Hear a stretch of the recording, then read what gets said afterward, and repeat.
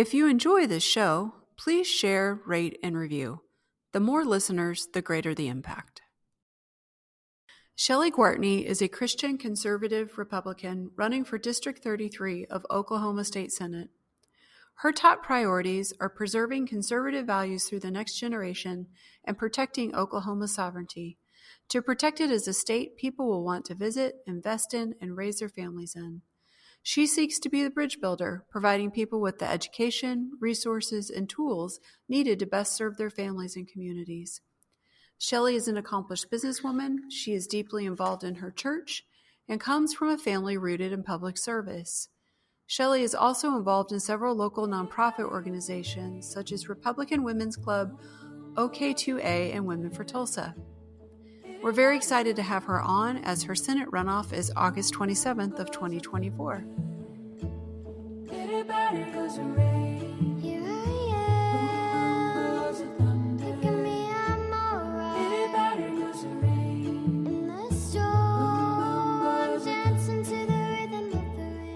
Welcome home, where healing and restoration are celebrated in stories from those who have walked through fire and come out the other side. Welcome to the Pursuing Redemption podcast, with Heather Shore.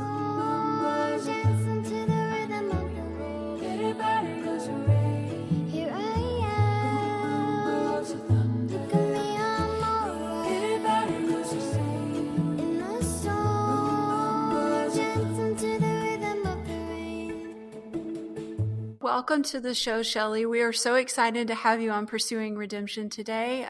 We can't wait to delve in and hear about all the great things God is doing in your life. So welcome to the show.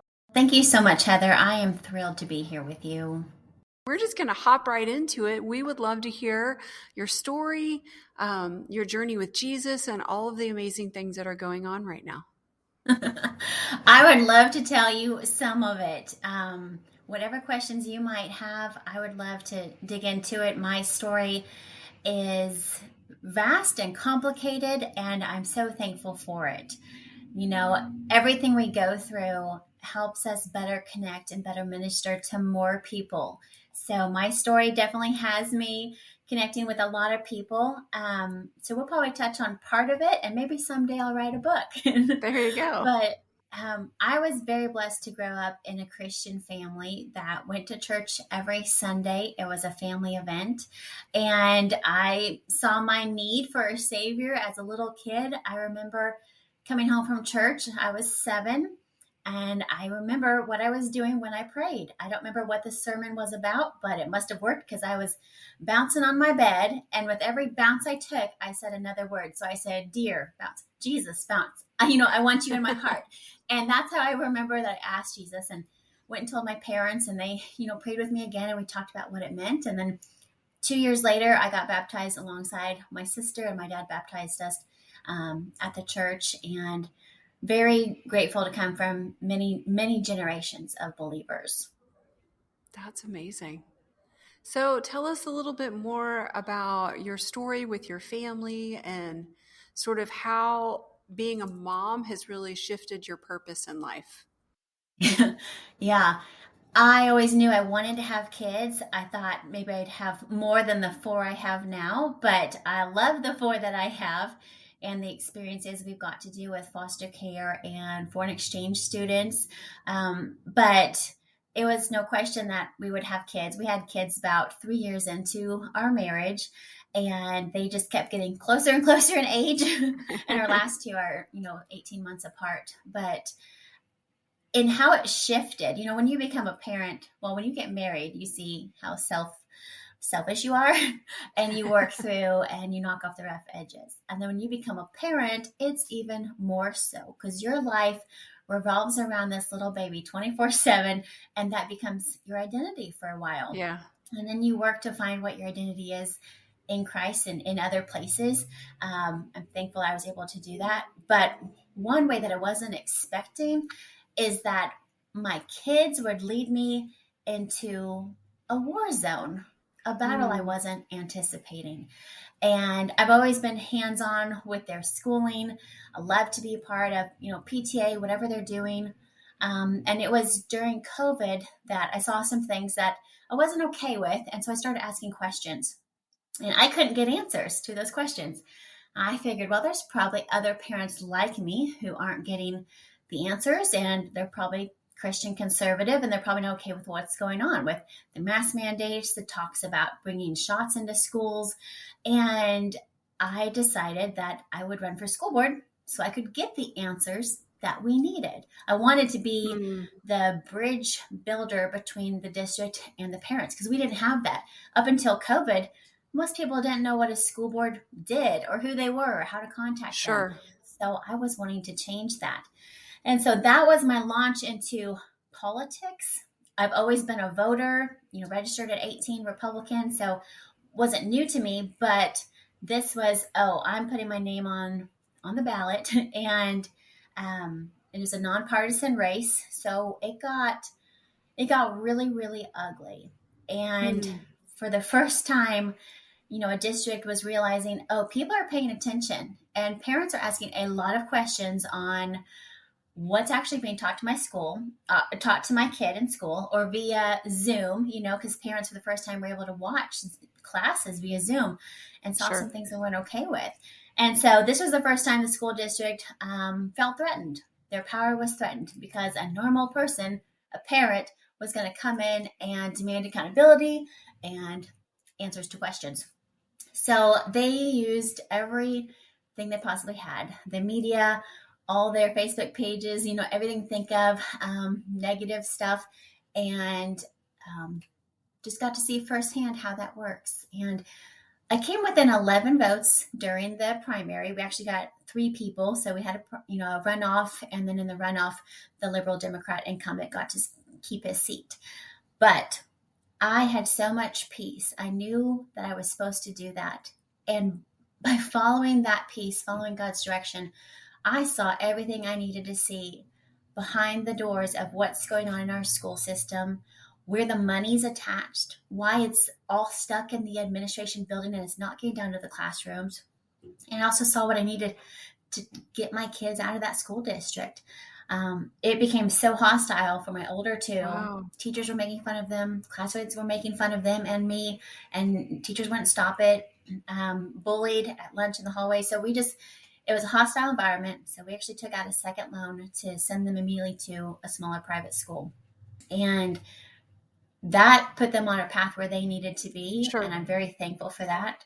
My youngest 2 were still in elementary, where I was on the PTA. Okay. We had been there for years. I know the teachers, we know the principal, good relationship. So we stuck it out, 1 more year. While I was running for school board, I actually got connected with some people who were trying to start Oklahoma's first and only classical charter school. I was like, that sounds awesome. And so I jumped in as much as I could and got involved, was part of the planning committee, the development committee, the fundraising committee, anything I could do. And became one of their founding families. And we worked for 3 years to bring Tulsa Classical Academy to fruition, which we opened last fall, maxed out with 700 kids, 450 on the wait list, because parents are hungry for a school they can trust. It's a public school, so anyone can go to it. Lottery system to get in. But I like to say it's virtue-based public school. We don't do any of the woke stuff.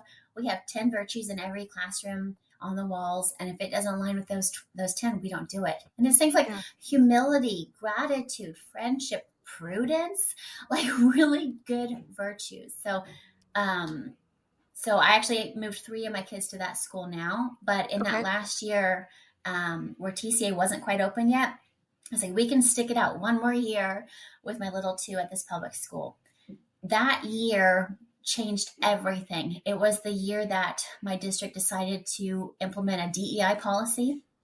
And they were very proud because they were the first in the country to have a DEI policy in, a K-12 public school system. Some of the colleges had it, but they were groundbreaking for bringing it into elementary schools. Wow. This DEI policy actually said they would hire colored people before white people, because that helped their students be more seen and feel more safe. It also spoke to a change in disciplinary policies for BIPOC children, Black, Indigenous, people of color. So that, I didn't tell my first and third graders when that passed, which I protested against it. I didn't tell them, hey, watch out, there's a new policy. I didn't let them know. But within months, just like 3 months, they had both came to me and said, something's different.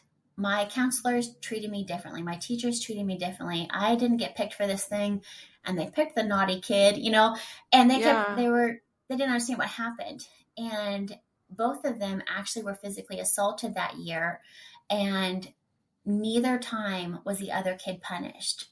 And I got the same response each time I talked to the school. Well, Miss Gwartney, we have a new policy for disciplinary actions and blah, blah, blah. And it turned out both times the kid who assaulted my children was a BIPOC child. So they did not get disciplined the way that they should. That was really hard to explain to my kids. Wow. Why nothing was going to happen to their classmate. No punishment. The bullying skyrocketed immediately within months of implementing a DEI policy. It was shocking.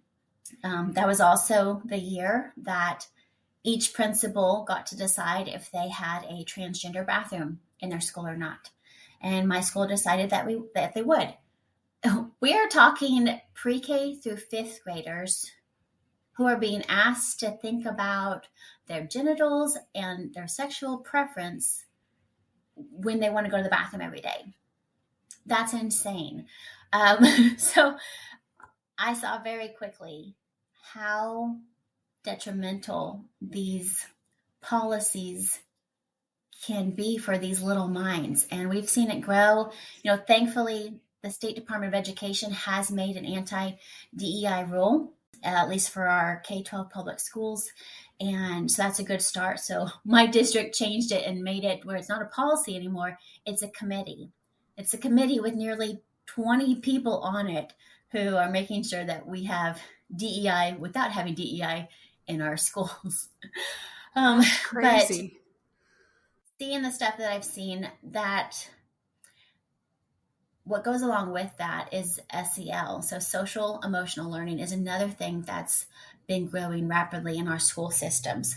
So after I saw some of that, I was blessed to be able to get connected to Moms for Liberty. I had met them when I was running for office, and I was just going to any group that would let me introduce myself. And my first time running, I figured I need to know some people. So I met them, and they actually had an opening on their board for a treasurer, and that's right up my alley. So I said, I'll do it. So I signed up with them, and that's been one of the greatest blessings, the work that we do, digging into policies like this. Like, how does SEL actually hurt a district? How is it manipulating the minds of children? How is it getting away from the basics of education? And we work with all, I think we have 15 to 19 school districts in Tulsa County. And if you're counting all the independent ones, and we try to rotate, go to different school board meetings, and we exist just to empower parents. What are your parental rights, and then how do you defend them at every level of government? And that starts at school board. It starts at your local school.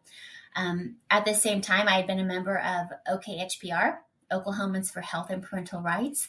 It's a great organization. It really is. They had endorsed me and donated to me in my school board race. I really appreciate them.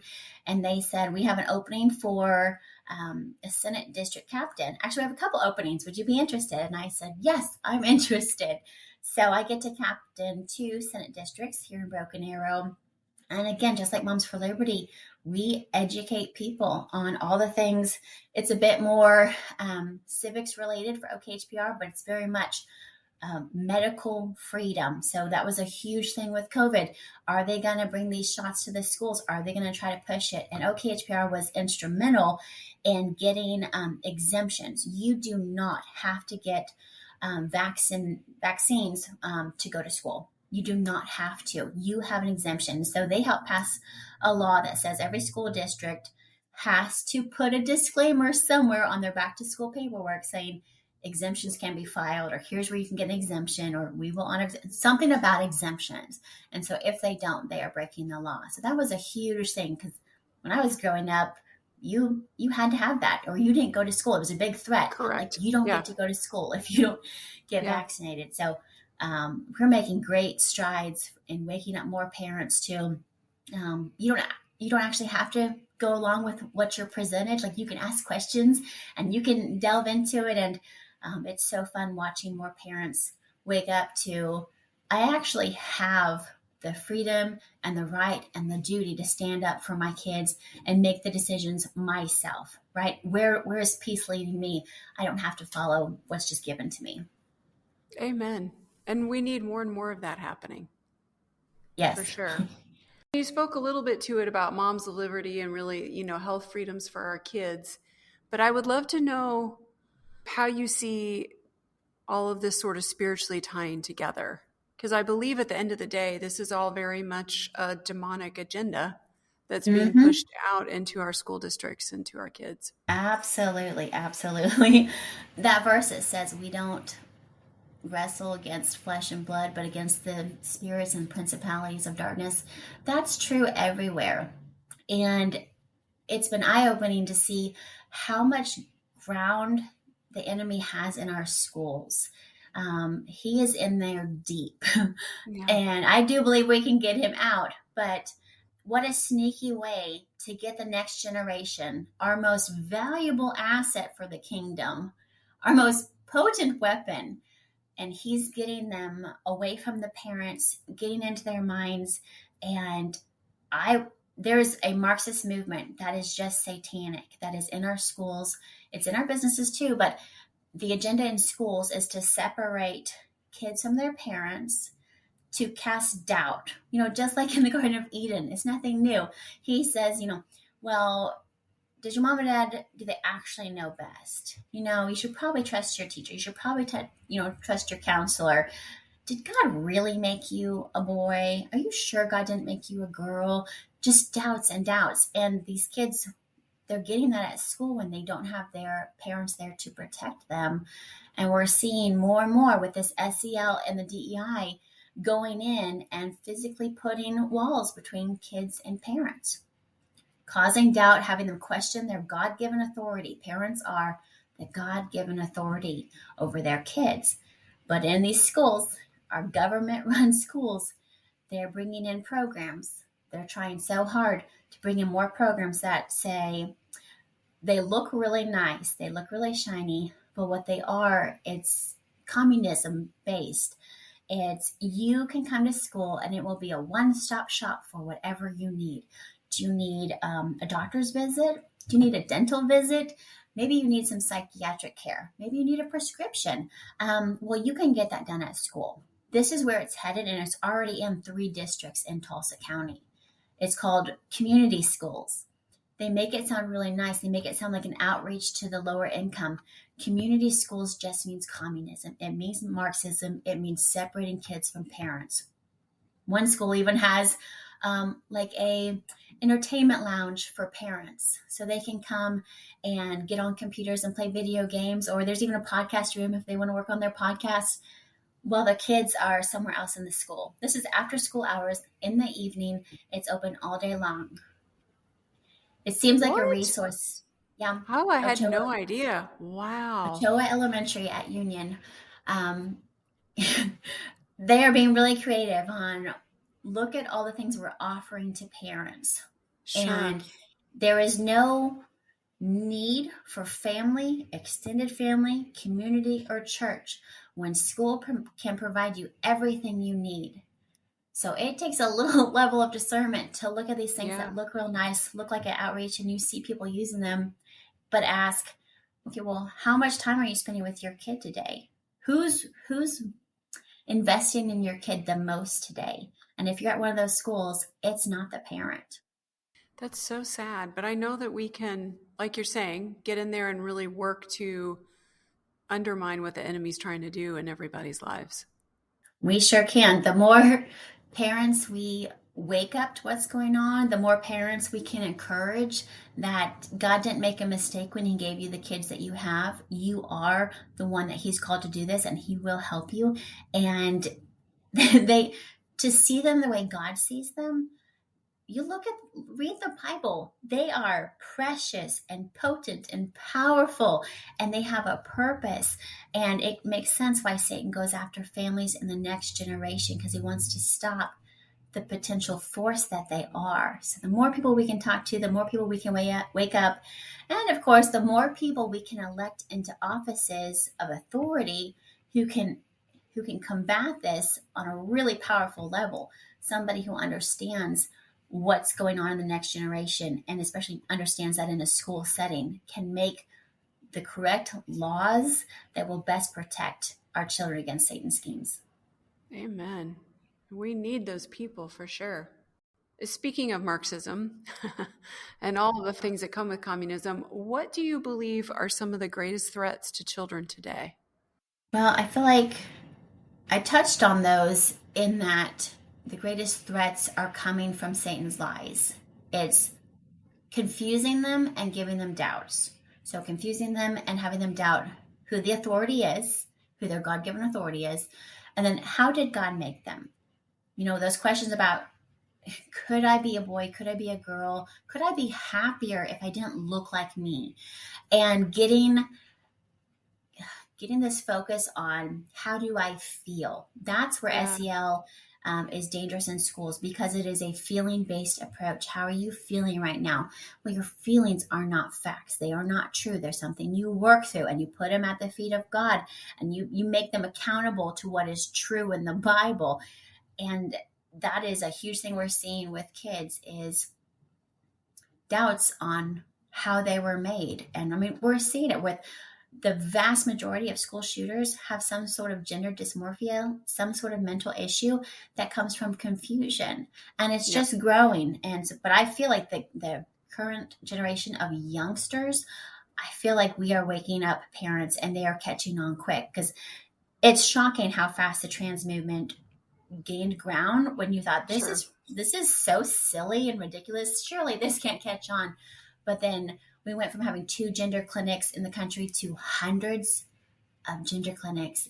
But just in the past year, I think we've seen 15 states make laws saying you may not cut off healthy body parts on minors. Very common sense legislation, but we only have, it may be up a little bit more than 15, but it's still not the vast majority of states who have caught on yet. So I'm hoping this next legislative session, we see a bunch more states step up and say, no, you don't get to touch our kids. You don't get to touch the next generation. We are not going to buy into this lie. So I'm over here just shaking my head. It's just nuts that we're having to combat something so evil. Yeah. And you're right. It has definitely taken off with wildfire, for sure. So we would love to hear a little bit about the amazing campaign and how you are running for Oklahoma Senate. Sure. Well, God is faithful to open and close doors, right? And I don't think he wastes anything.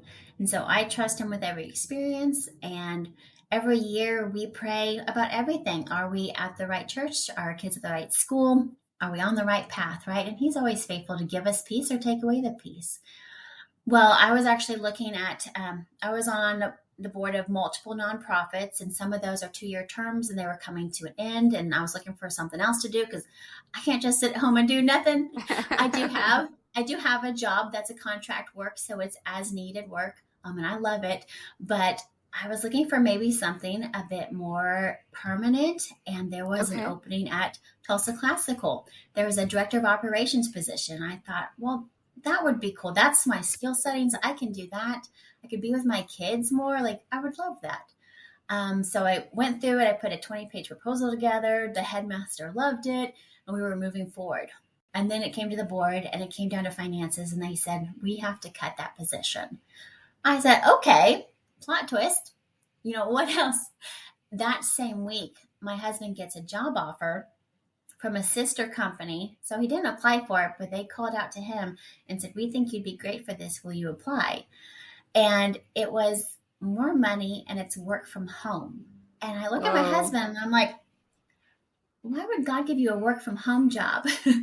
And around the same time, I was trying to get more plugged in. I had just ran for a very small seat within the Tulsa GOP. There are 6 elected people for the Tulsa Republican Party, and I got one of the 2 state committee members. So we had just had that, and I just won that seat.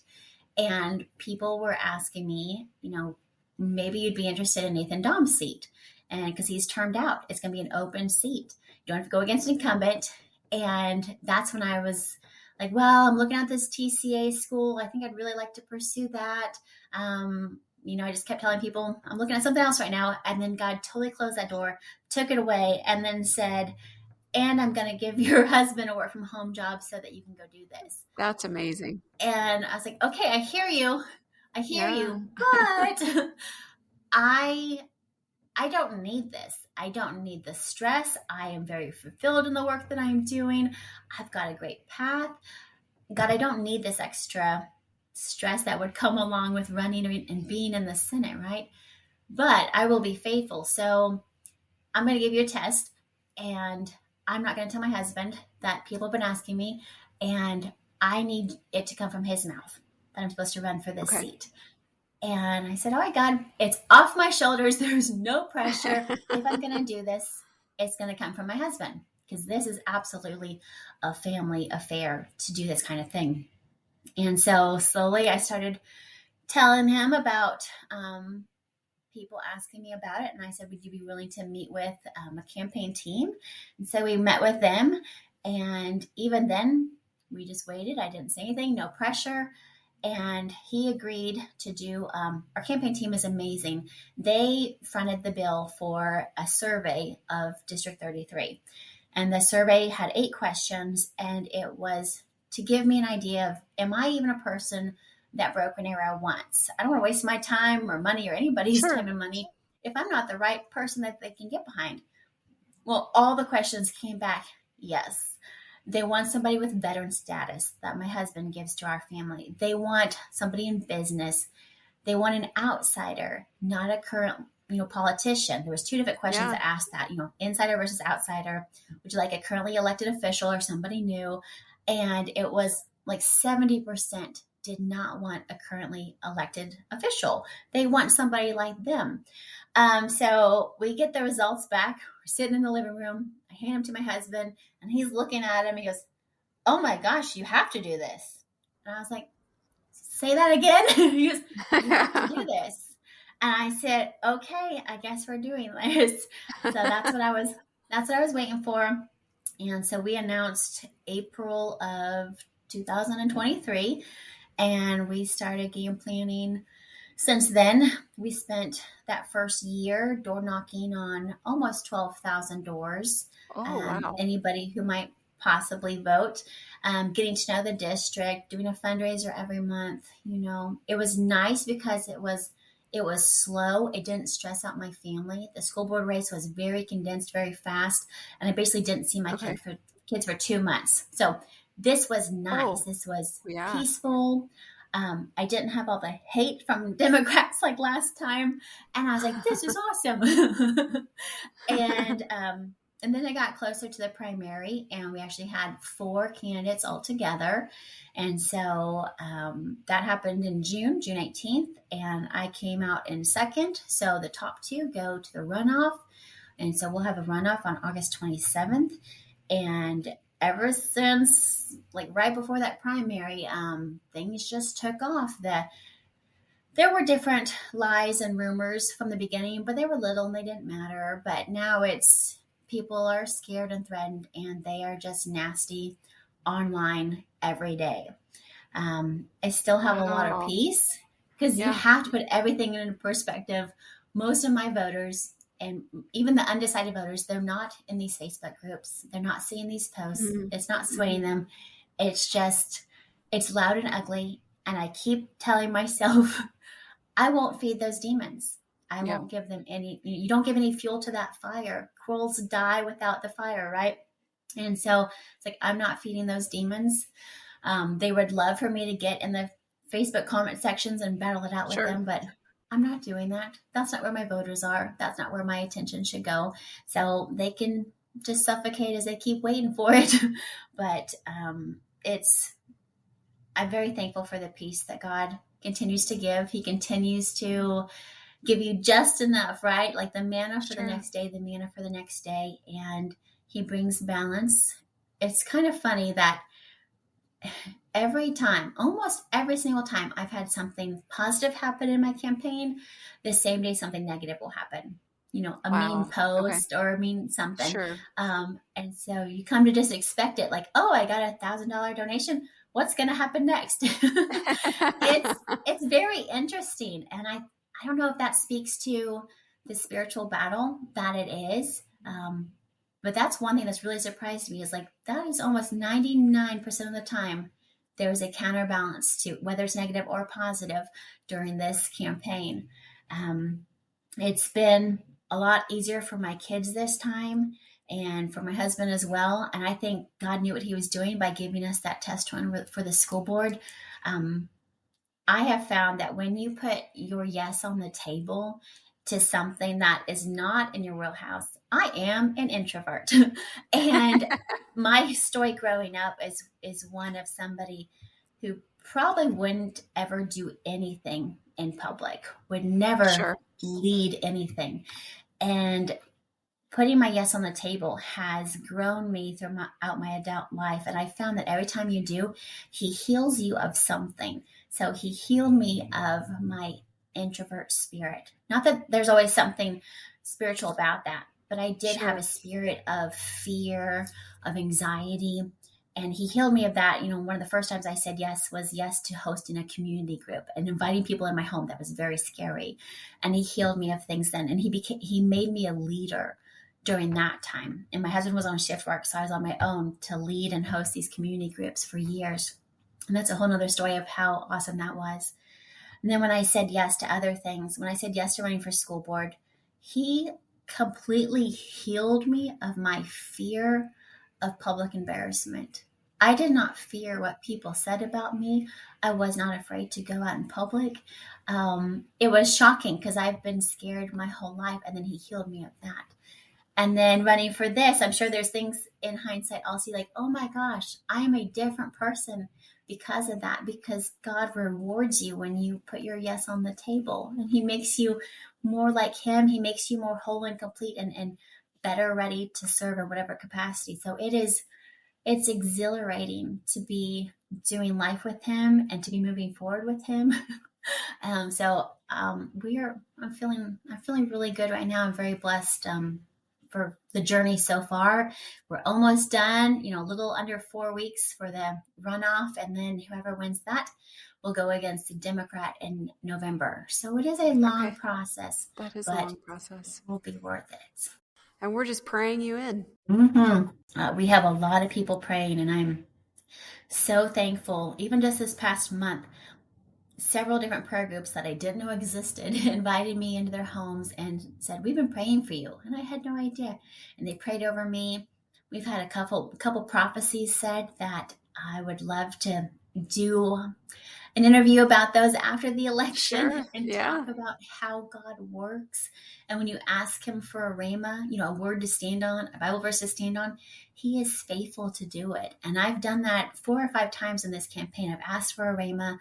I've asked for direction. What do you want me to be doing right now? How do you want me to pray about the election right now? And he answers me. And then a few months later, it's time for the next one. He moves kind of quick. and he's been faithful to do that. And the last rhema, the last prophecy he gave me was, "As I have fought for others, I am fighting for you." Well, if God's fighting for my campaign, I'm in good hands. You're in great hands. You're in the best hands. Yes, I was having struggles. God healed me of my doubt. He had already prophesied over this election, but I was still having doubts and still wondering, like, you never compare yourself to people in the Bible as if you could ever have that done for you. But I was thinking about, God, you picked Gideon, who was a tiny, scrawny man, to be a warrior. That didn't make sense. You called Moses, who had a speech impediment and couldn't get out in front of people, to do what he did and speak in front of leaders and lead people out. Like, you called Abraham, before he was Abraham, father of many nations, before his wife got pregnant. His wife couldn't get pregnant. It was impossible. He calls these people to things that don't make sense, shouldn't work out, impossible. And so this last prophecy where he says, "As I have fought for others, I am fighting for you. You may feel small among men, but I'm going before you." Amen. I can't believe the God of the universe, the God who did that for those people in the Bible, said, I'm fighting for you, Shelley, because this little seat in Oklahoma matters. It matters to the next generation. It matters to the future of Oklahoma. It matters to the heart of God. Well, now you've made me cry. Oh I'm my sorry. goodness. I love it. No, it's just like we could just preach. We just keep going here. This is so good. You will have to come back and we'll have to do the prophecy thing. Yes. I would love to give him all the glory and honor. Oh my goodness. Amen. And he will. He does get all the glory and honor.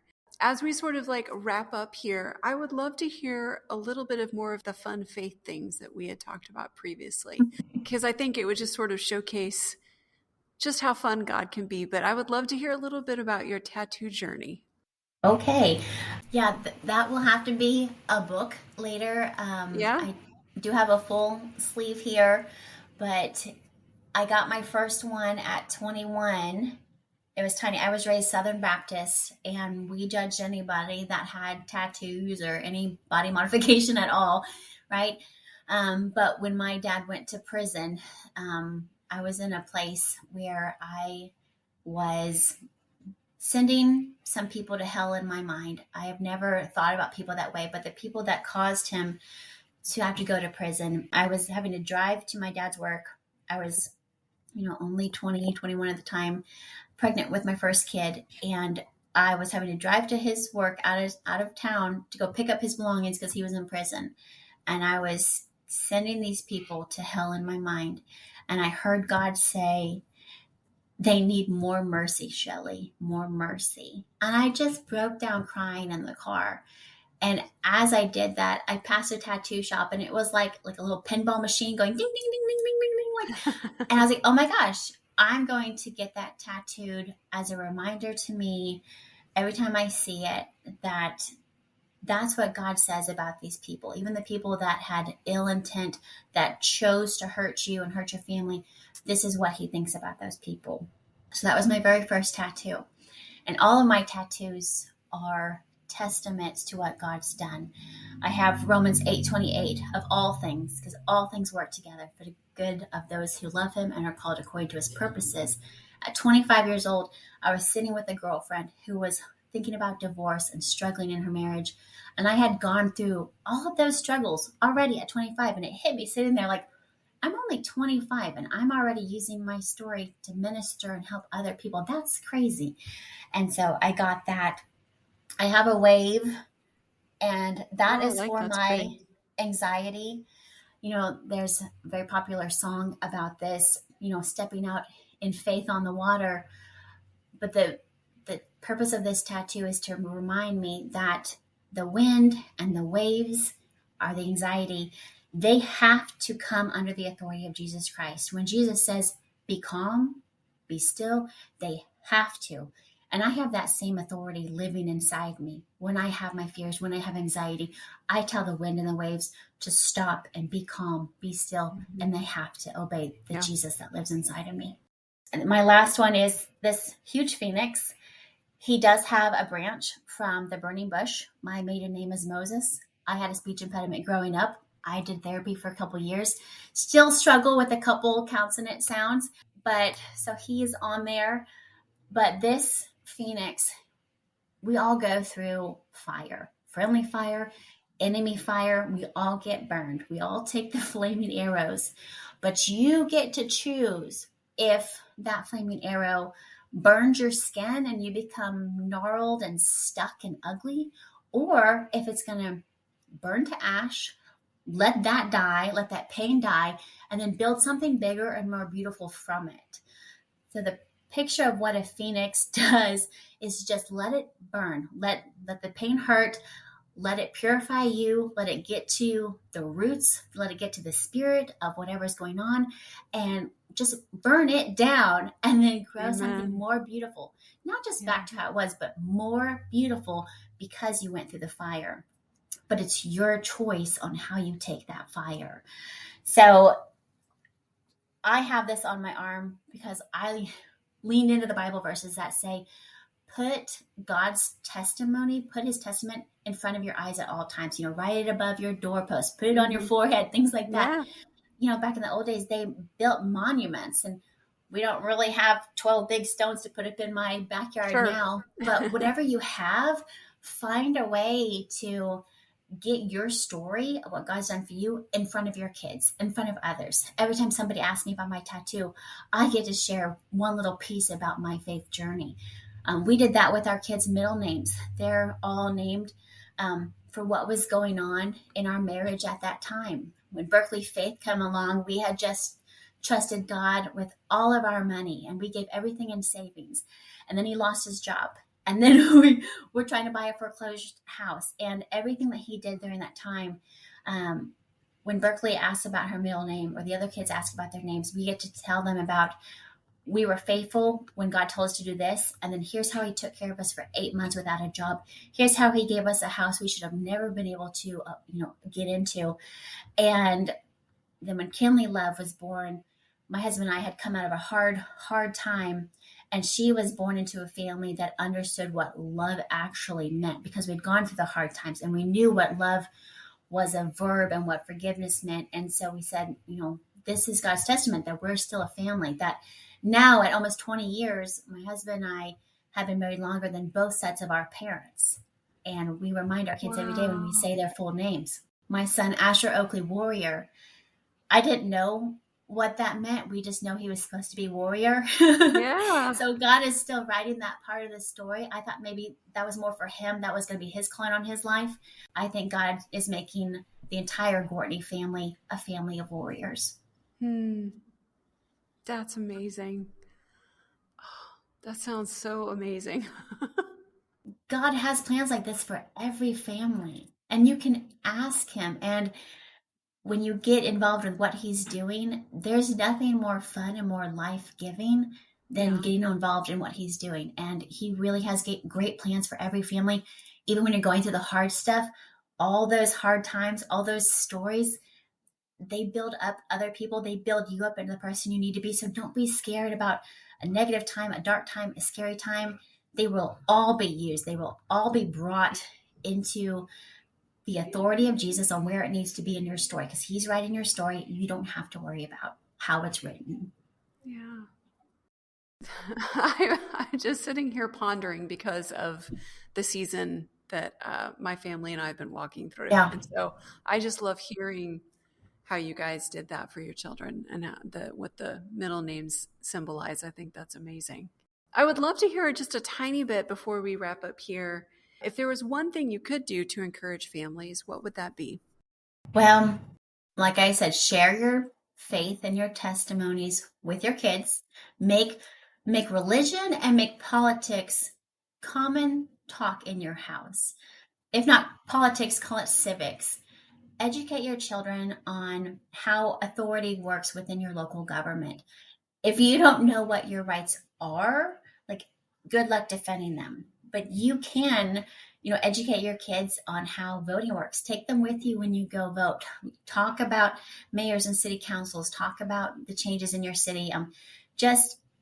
Satan would love for, especially Christians, to not ever talk about their faith, their testimonies, the things they're struggling with, or anything related to civics or politics. He would love for the next generation to not want to touch that, not want to be educated, because if they are weapons for the kingdom in all aspects, in government, in civics. Can you picture what state and federal government would look like if the next generation, 20 years from now, the kids that we're raising now, if they were educated and empowered and had a childhood lifetime full of this is very normal for me and knowing how to research, we would be a different country. We would. We definitely would. Well, Shelley, thank you so much for coming on today. This has been very life-giving and very encouraging for families out there to know that there is hope. There's hope in politics. There is hope in education and just hope for us in general in the United States. So thank you for coming on. Oh, thank you so much for having me. I appreciate you.